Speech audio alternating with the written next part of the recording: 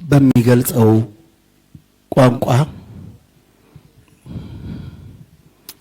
ስለ ነፂ ተነግሯል። እዚህ ጋር ቃላቶችን ወደፊትና ወደ ኋላ ከማድረግ በዘለለ ስለሱ የተነገሩ ነገሮች ላይ ጨምሮ መናገር ትንሽ በጣም ይካብዳል። ነፂ ሙሉ በኩልሄ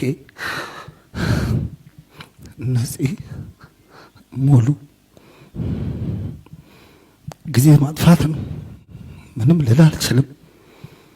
ግን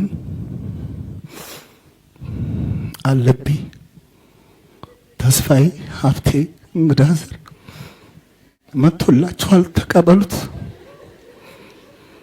እኛም ወደዛው ነን። ነፍስ በሰላም ተረፍ።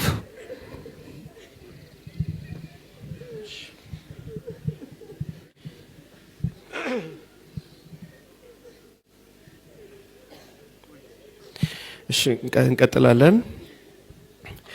አቶ ነብዩ ጡመ ልሳን የኢቢኤስ ቴሌቪዥን ኢትዮጵያ ዋና ስራ አስኪያጅ።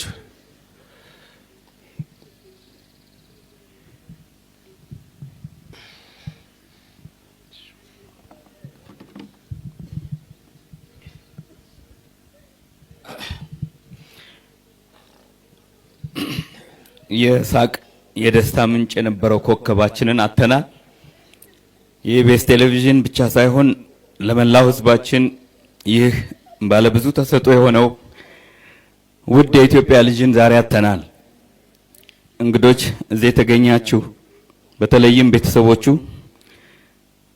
ይህንን ድንገተኛ መርዶ በሐዘን ልብ የተቀበላችሁ የነጻነት ወርቅነህ ውድ ቤተሰቦች፣ ነጻነት ወርቅነህ በኪነ ጥበብ ስራዎቹ ኢትዮጵያውያንን ሲያዝናና በቤተሰብ ጨዋታ ፕሮግራሙ ደግሞ በቤታችን ገብቶ ደስታን ሲያካፍለን የቆየ የጥበብ ሰው ነበር።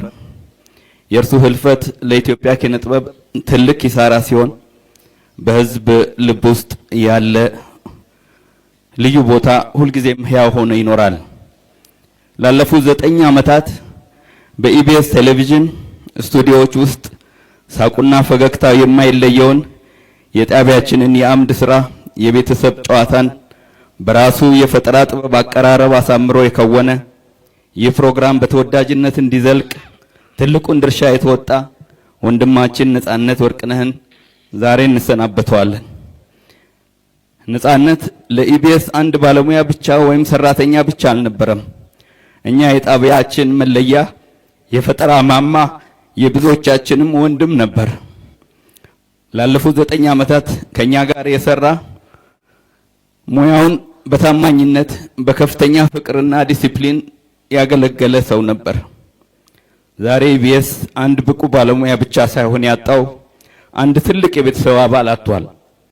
ነጻነት በቤተሰብ ጨዋታ ፕሮግራሙ አማካኝነት የኢትዮጵያውያን እናቶችን አባቶችን ምርቃት ያተረፈ፣ ልጆችን ያሳቀ፣ በስደት ያሉ ወገኖችን ከሀገራቸው ጋር በሳቅ ያስተሳሰረ የሀገር ባልደረባ ነበር።